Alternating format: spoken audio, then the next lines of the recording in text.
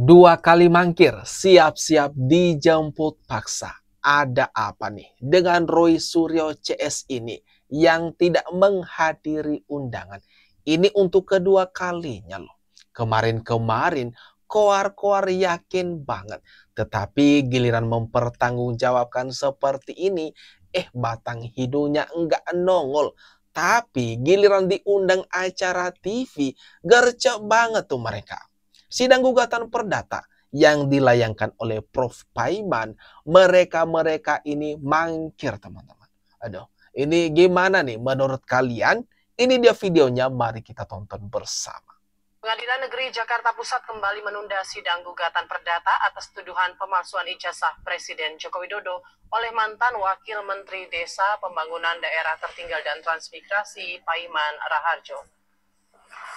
Majelis Hakim kembali menunda sidang karena sejumlah tergugat yang merupakan Roy Suryo dan kawan-kawan tidak hadir dalam panggilan. Dalam kasus ini, mantan Wakil Menteri Desa, Paiman Raharjo, melayangkan gugatan perdata atas keberatannya terkait tuduhan sebagai otak di balik dugaan pemalsuan ijazah Presiden Joko Widodo. Selain kecewa karena Roy Suryo tidak hadir dalam sidang kedua, Paiman menilai para tergugat tidak menghormati hukum. Paiman Raharjo menggugat Roy Suryo dan kawan-kawannya secara perdata dengan ganti rugi sebesar 1,5 miliar rupiah. Waduh. Kemarin-kemarin orang-orang ini menyala sekali, gembira sekali, menuding Prof. Paiman sebagai pemilik kios yang ada di Pasar Pramuka Pojok di Jakarta dan dituding sebagai tempat dicetaknya ijazah palsu Pak Jokowi. Lah sekarang giliran digugat tapi kok nggak nongol ini mereka. Ada Bitor Suryadi, Rismon, Roy Suryo, Dr. Tifa yang selama ini warawiri tampil di podcast, di acara TV menuding Prof. Paiman ini dan menuding ijazah Pak Jokowi itu dicetak di Pasar Pramuka. Sekarang diminta untuk mempertanggungjawabkan segala tudingan-tudingan mereka. Tapi enggak nongol, enggak bisa hadir. Gimana nih teman-teman? Menurut kalian orang-orang ini sudah pantas kan dijemput paksa saja orang-orang ini? Roy Suryo Kurnia itu akan hadir di dalam sebuah acara program TV nasional dan mereka meminta izin kepada kami. Ya kami izinkan. Karena waktu hari ini memang ada waktu, bukan pada waktu yang mereka dipanggil begitu loh. Jadi tidak bisa juga kemudian dikaitkan kalau kemudian dipanggil tidak ada di hari yang ditetapkan, kemudian di waktu yang lain bisa tampil itu sebagai sebuah pengingkaran terhadap panggilan. Karena persoalannya pada hari yang sudah ditetapkan itulah kegiatan itu ada begitu loh. Kalau hari yang lain dan memang bisa diundang oleh media, ya kita sebagai warga negara yang baik diundang, kan kewajiban orang diundang kan menghadiri. Ida da'aka fa'ajibu, apabila mengundangmu maka penuhilah. Itu kan bagian dari diundang media sama diundang penyidik beda urusannya. Nah karena itulah, karena kalau diundang media itu adalah bagian dari hak berpendapat. Sebenarnya penyidik ini kan kaitannya dengan penyelidikan, bahkan ditingkatkan penyidikan. Kewajiban loh datang. Kalau diundang media hak untuk datang atau tidak datang. Bagi orang ini kewajiban loh. Bagi orang yang sedang berhadapan hukum juga punya hak untuk membela diri. Di antaranya haknya adalah kalau memang pada waktu yang ditetapkan ada kegiatan lainnya boleh mengajukan penundaan dan biasa. Aduh, ini gimana teman-teman? Menurut kalian penjelasan Ahmad Khozinuddin ini mengenai klien-kliennya Roy Suryo, Rismon, Dr. Tifa yang gercep sekali ketika diundang oleh acara TV. Mau mereka, tetapi giliran diundang oleh pihak penyidik atau pihak polisi malah mereka mangkir. Dari penjelasannya barusan ini teman-teman. Gimana nih menurut kalian? Mereka ini mentaati hukum yang berlaku di Indonesia. Mereka berani menyebarkan fitnah, kemudian menyebarkan berita bohong, kemudian juga melakukan tindakan orang baik, tetapi ya baik tindakan pidana maupun perdata tidak dibolehkan pun tidak hadir. Sedangkan untuk perdata ini 2 kali juga hadir. Ini sebenarnya kami ini kan ingin ya majelis hakim memutuskan bahwa mereka itu bersalah melawan hukum. Yang kedua memulihkan nama baik kami dan Pak Jokowi. Ya saya kira itu. Yang ketiga memang ada anggaran ganti rugi. Tapi yang intinya adalah 2 itu. Inilah harapan daripada Prof. Paiman. Ingin namanya diputuskan dipulihkan dan ingin nama Pak Jokowi itu dipulihkan.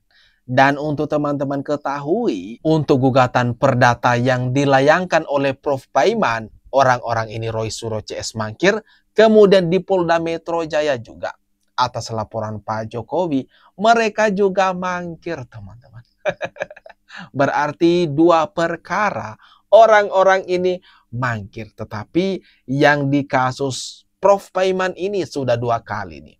Sudah 2 kali mereka mangkir. Kalau atas laporan Pak Jokowi, masih 1 kali mereka mangkir. Aduh. Jadi makanya siap-siap saja ya bagi mereka-mereka ini. Saya yakin sekali, mereka ini udah nggak bisa tidur nyenyak sekarang. Gelisah sekali memikirkan nasib mereka untuk esok harinya. Joko Widodo salah pilih lawan. Mungkin karena yang digunakan oleh mereka adalah para komisaris BUMN. Sylvester itu komisaris Food ID. Food ID itu holding daripada PTPN, Bulog, dan lain. Betapa terhinanya bangsa ini dipimpin oleh orang seperti itu sebagai komisaris.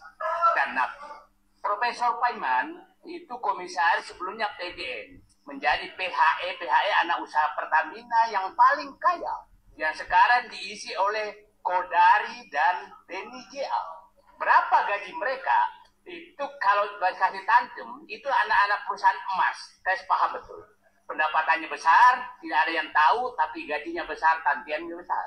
Itu kira-kira bisa 1 miliar sebulan. Saidido lagi-lagi menyentil Prof. Paiman dan beberapa nama lainnya. Gegara jadi komisaris. Ini dulu Saidido merupakan pecatan loh di era Pak Jokowi. Dan sampai sekarang menjadi oposisi garis keras untuk Pak Jokowi. Memprotes segala sesuatu. Serangan targetnya adalah Pak Jokowi, keluarga Pak Jokowi, Mas Gibran. Seperti yang dilayangkannya, yang disampaikannya barusan. Semua apa-apa buruk di mata Saidido ini. Yang benar pokoknya di pihak mereka. Mas Sylvester, Mas Roy, akan ada. Ini negara harus turun. Kalau tidak, maka republik ini akan tercatat sebagai di rezim ini, di pemerintahan ini, memenjarakan 1 YouTuber. 2, memenjarakan peneliti-peneliti yang kami tidak punya afiliasi apapun, ya. Dan 3, memenjarakan para ulama. Jadi itu akan menjadi catatan yang seru. Makanya alhamdulillah surat kami kemarin ke human rights yang ada di Belanda itu sudah masuk dan kita tunggu saja. Enggak kok ke Belanda, jadi ke Belanda iya, apa? Iya, jadi kami mengadukan ini kepada Komisi Hak Asasi Manusia. Ada pelanggaran hak asasi manusia menurut Anda? Aduh. Kata Roy Suryo, di polemik ijazah Pak Jokowi ini ada pelanggaran hak asasi manusia. Kira-kira bagian yang mananya, teman-teman? Coba komen di bawah ini, bagian yang mananya di kasus ini, di isu ini, ada dugaan pelanggaran hak asasi manusia.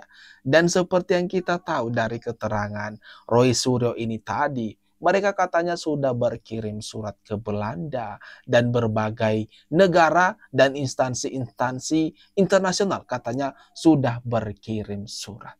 Aduh. Berkirim surat sih ke luar negeri, tapi menghadapi kenyataan memenuhi panggilan, mereka mangkir. Tidak akan mundur selapapun, Pak. Ya, jadi ijazah ini sudah selesai. Ijazah palsu Joko Widodo secara scientific base sudah selesai. Nanti Bapak akan bisa melihat dari dari kedua teman kami. Nanti Pak mau di penjara, mau di luar penjara, next yang akan kami bongkar ijazahnya Gibran Raka Buming Raka. Waduh. Dengarkan tuh baik-baik. Sudah ada bahan-bahannya dan nanti akan beruntun. Kami tidak peduli, ya kami tidak peduli. Memang penjara bikin kami takut? Tidak. Tidak ada yang bisa memenjarakan pikiran. Tidak ada yang bisa memenjarakan hati. Tidak ada yang bisa memenjarakan jiwa. Sama seperti Mbak Menteri. Masa kami kalah berani sama Mbak Menteri? Mbak Menteri di penjara 6 tahun tidak jerah. Dia lanjutkan lagi. Di penjara tidak apa-apa. Memangnya kami terus berhenti gitu? Enggak. rekan-rekan kami dari seluruh dunia akan berteriak, akan menjadi murid-murid kami punya murid-murid, akan melanjutkan apa yang kami lakukan. Demikian yang bisa saya sampaikan. Karena ini sekali lagi soal hak asasi manusia, maka saya harus memberikan preface seperti ini, Pak ya. Terima kasih.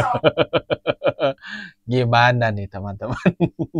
Dokter Tifa banyak sekali ocehannya sampai melebar ke ijazah Gibran katanya. Bakalan dibongkar katanya. Waduh, menuding ijazah Pak Jokowi palsu. Kemudian belum selesai itu, lagi-lagi mau melebar. Menuding ijazahnya Gibran itu palsu. Kok terasa lucu sekali ya? Orang-orang ini mengadu ke Komnas HAM, ada dugaan pelanggaran hak asasi manusia di situ. Kemudian mereka menganggap ini ada upaya diskriminalisasi terhadap mereka, ada upaya pembungkaman terhadap mereka.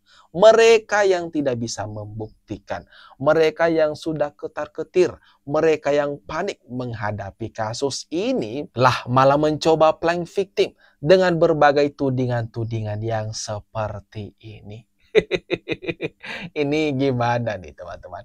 Kalau menurut kalian orang-orang ini, tuntutan mereka ini, coba tuliskan komentar terbaikmu. Jangan lupa ya, ada kolom komentar yang ada di bawah ini.